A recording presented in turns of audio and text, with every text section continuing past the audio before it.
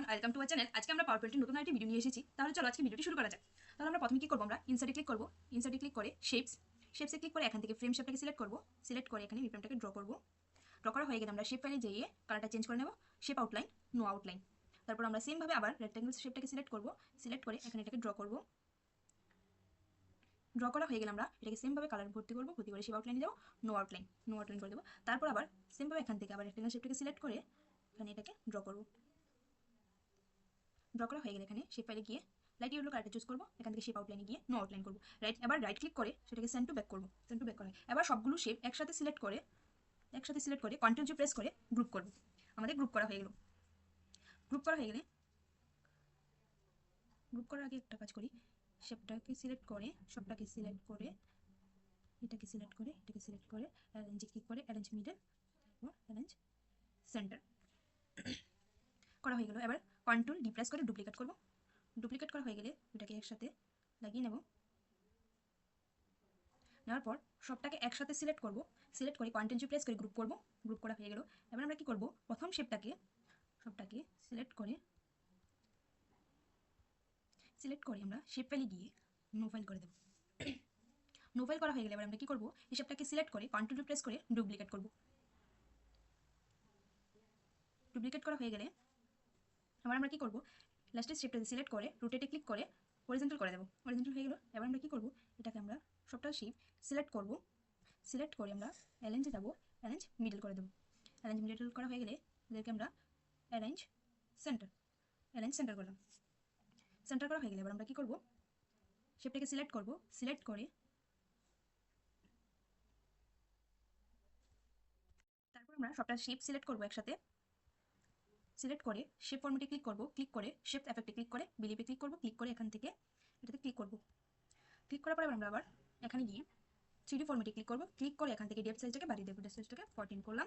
3D রোটেশনে click করে পারফেকশনে গিয়ে perfection front করব। ফ্রন্ট করা হয়ে গেল। তারপর আমরা কি করব, তারপর আমরা এটাকে রাইট ক্লিক করে ডুপ্লিকেট করব।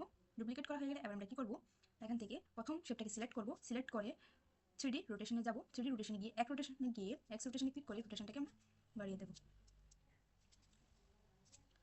130 রাখলাম। সেমভাবে এই শেপটাতে ক্লিক করে আমরা এটাকে অ্যাডজাস্ট করে নিচ্ছি। অ্যাডজাস্ট করে নিলাম। তারপর আমরা কি করব, এখান থেকে আবার রেক্ট্যাঙ্গেল শেপটাকে সিলেক্ট করব। সিলেক্ট করে এখানে এটা ড্র করব।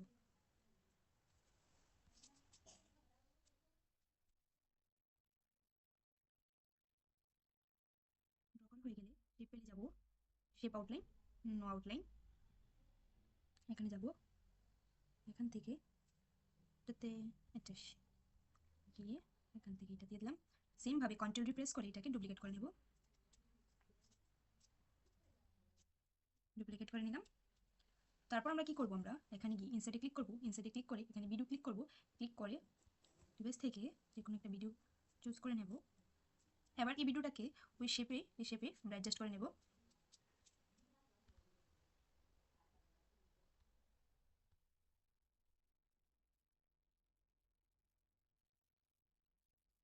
রাইট ক্লিক করব, তারপর এটাকে সেন্ড টু ব্যাক করলাম।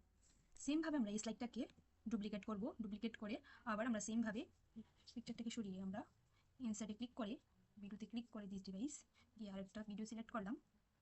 ভিডিও সিলেক্ট করে এটাকে এখানে অ্যাডজাস্ট করে নেব।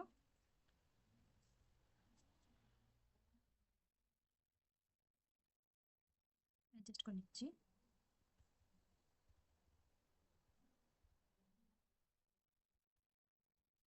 অ্যাডজাস্ট হয়ে গেলে রাইট ক্লিক করব, সেন্ড টু ব্যাক।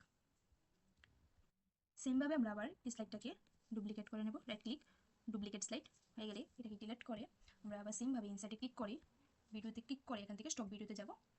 স্টক ভিডিওতে ক্লিক করে এখান থেকে আমরা যে কোনো ভিডিও একটা সিলেক্ট করে নেব। ধরো এই ভিডিওটা সিলেক্ট করলাম, করে ইনসার্টে ক্লিক করব, চলে এলো। তারপর আমরা ভিডিওটাকে আবার অ্যাডজাস্ট করে নেব।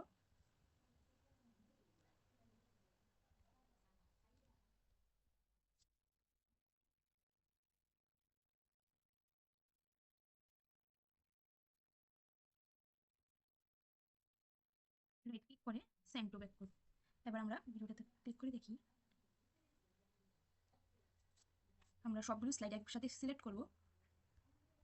সিলেক্ট করে আমরা ট্রানজেকশনে ক্লিক করে মোরপে ক্লিক করব। এবার আমরা এটা স্লাইড শোটা একটু দেখে নেব।